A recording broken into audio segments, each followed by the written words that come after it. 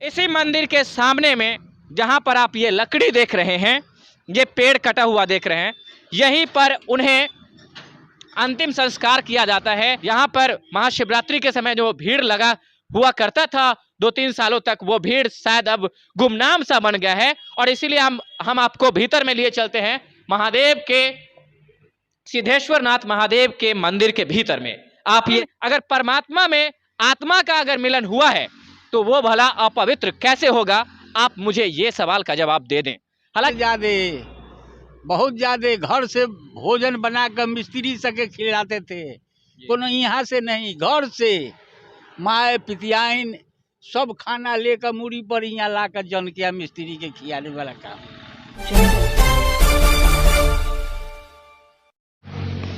आपने एक भजन सुना होगा, कभी प्यासे को पानी पिलाया नहीं, वाद अमृत पिलाने से क्या फायदा। और उसी भजन में एक लाइन था, एक अंतरा था कि मैं गंगा नहाने हरिद्वार काशी गया, मगर गंगा नहाते हुए ये ख्याल आ गया, कभी माँ बाप की सेवा की ही नहीं, वाद गंगा नहाने से क्या फायदा। नमस्कार, आप देख रहे हैं अटल सत्य न्यूज और मैं हूं आपके साथ गोविंद कुमार। आप सोच रहे होंगे कि आखिर मैं अभी भजन की बात क्यों कर रहा हूं।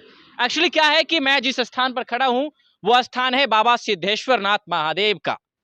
यह स्थान पड़ता है वैशाली जिले के पातेपुर के बरडीहा और बाजितपुर के सीमा पर, जो बरडीहा के गांव के प्रांगण में आता है, बरडीहा के क्षेत्र में आता है। मैं आपको बताना चाहूंगा, इस मंदिर की स्थापना 2000 ईस्वी में हुई थी और अभी 23 साल हो चुके हैं इस मंदिर के। इस मंदिर की जो मुख्य बात है उसके लिए मुझे ये रिपोर्टिंग करनी पड़ी। एक्चुअली क्या है कि इस मंदिर के एक मुख्य संस्थापक थे जिनका नाम बगुला भगत जी था, जिन्होंने अपने खून पसीने एक करके इस मंदिर को, सभी गांव के लोगों को एकजुट किया और इस मंदिर की स्थापना की।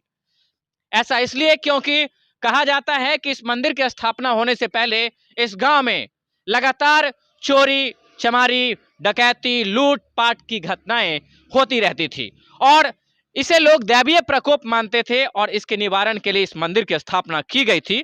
लेकिन इसी क्रम में कुछ दिनों के बाद उसके मुख्य संस्थापक बगुला भगत जी की मौत हो जाती है, उनकी आकस्मिक निधन हो जाती है और निधन होने के पश्चात उन्हें इसी मंदिर के सामने में, जहां पर आप ये लकड़ी देख रहे हैं, ये पेड़ कटा हुआ देख रहे हैं, यहीं पर उन्हें अंतिम संस्कार किया जाता है। लोगों के मन में एक धारणा बैठ जाती है, गलत धारणा बैठ जाती है, वो ये कि अगर किसी व्यक्ति को मंदिर के परिसर में जला दिया गया है तो पूरा मंदिर ही अशुद्ध हो गया, जो बिल्कुल ये धारणा गलत है।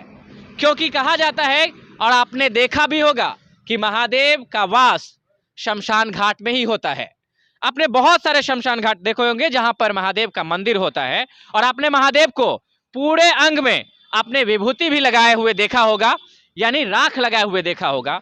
वो राख कोई और राख नहीं होता है, बल्कि वो लाशों का राख होता है। महादेव का कहना है कि जीवन का और इस संसार का, पूरे प्रकृति का अंतिम सत्य है मृत्यु, यानी कि जो शाश्वत सत्य मृत्यु है, मरने के बाद हर मनुष्य को, हर जीवात्मा को इसी राख में मिल जाना है।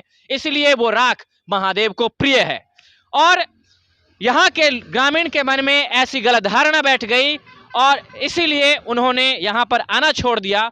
लेकिन मैं आप लोगों से, हर ग्रामीणों से ये कहना चाहता हूँ कि आपके मन में ये जो धारणा बैठी हुई है बिल्कुल गलत है।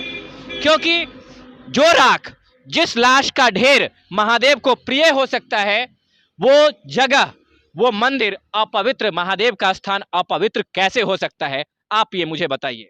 बड़े बड़े विद्वान के पास में आप जाएंगे तो आपको यही सुनने को मिलेगा कि महादेव जो हैं वो हमेशा जो एक शमशान होता है उन्हें बहुत प्रिय है और जो शाश्वत सत्य मृत्यु है वो बिल्कुल उसी को वो बहुत ज्यादा पसंद करते हैं। और इसी वजह से महादेव ये पवित्र अपवित्र शुद्ध अशुद्ध इससे कोसों दूर रहते हैं, उन्हें अपवित्रता छू भी नहीं सकती।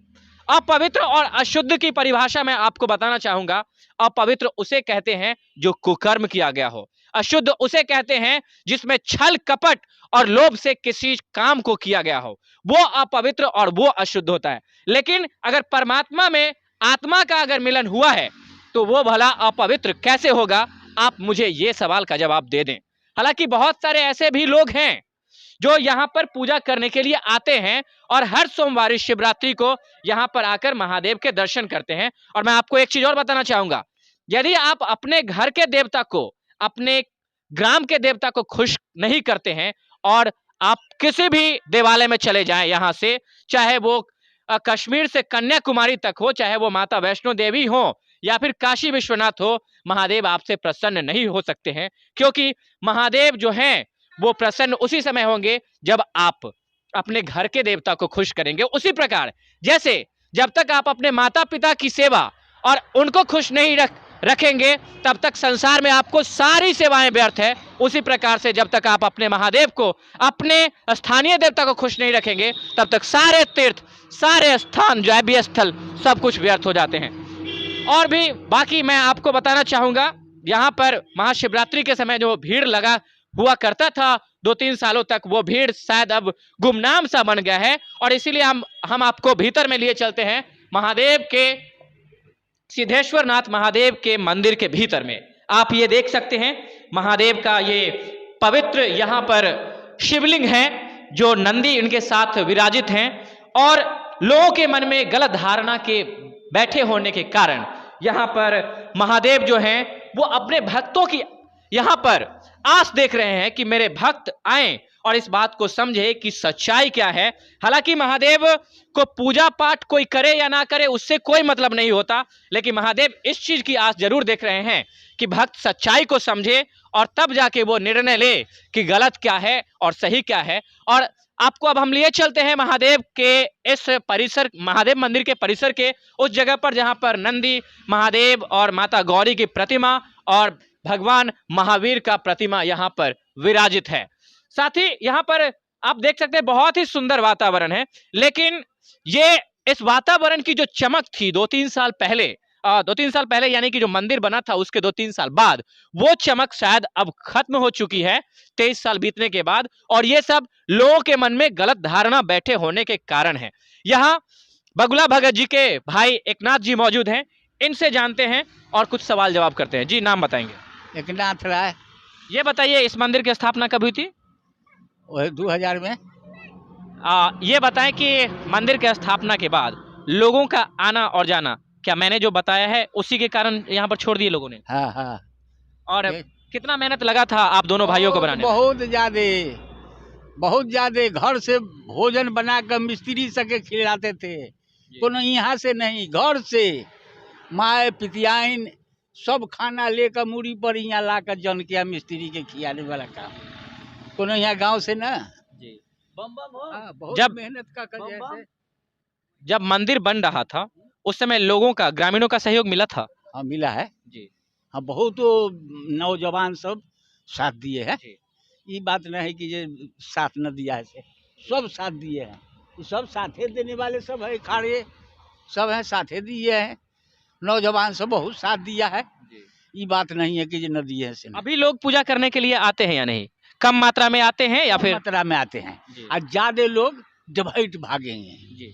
बहुत आदमी जो पढ़ल लिखल या फिर कहीं दूसरे दैविक स्थल पर? हाँ, पढ़ल लिखल आदमी जाते से जाकिन हुआ, तो बुढ़बक आदमी से यहीं रहे। अच्छा। हाँ। अब ये बताइए कि यहाँ पर जो लोग नहीं आ रहे हैं, जो पहले आते थे, उनको क्या संदेश देना चाहेंगे?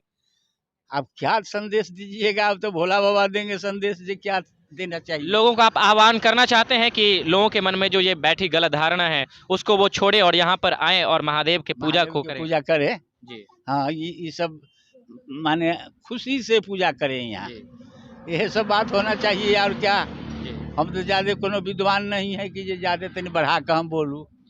अब ये अपने से करवई से होते। तो यहाँ पर आपने जो इस मंदिर के मुख्य संस्थापक के भाई थे उनके विचार को सुना। सीधे साधे व्यक्ति यहाँ पर महादेव की पूजा करने के लिए आते हैं, लेकिन जो बड़े बड़े विद्वान होते हैं जो कहते हैं ना कि अधजल गगरी छलकत जाए, तो अपने आप को जो बड़ा बड़ा ज्ञानी समझते हैं और जो शाश्वत सच्चाई होती है उससे दूर हटके वो अपने दैविक स्थल को छोड़कर कहीं और पूजा करने के लिए जाते हैं। मैं ये नहीं कहता कि आप किसी और दैविक स्थल पर मत जाइए, आप तीर्थ यात्रा मत कीजिए, लेकिन कहा जाता है ना कि आप घर में भी देखते होंगे कि यदि आप अपने कुल देवता को, यदि आप अपने घर के गोसाई को अगर प्रसन्न नहीं करते हैं और दूसरे देवता की पूजा करने के लिए जाते हैं तो आपका वो पूजा व्यर्थ हो जाता है। उसी प्रकार से यदि आप अपने ग्राम देवता की पूजा नहीं करते हैं और दूसरे जगह पूजा करने के लिए जाते हैं तो वो पूजा उस समय तक आपका सार्थक नहीं होता है जब तक कि आप अपने जो स्थानीय देवता है, ग्राम देवता है, उनकी पूजा करके ना जाएं। तो इसी के साथ हम आपसे विदा लेते हैं। मुलाकात होगी फिर किसी और नए विषयों के साथ।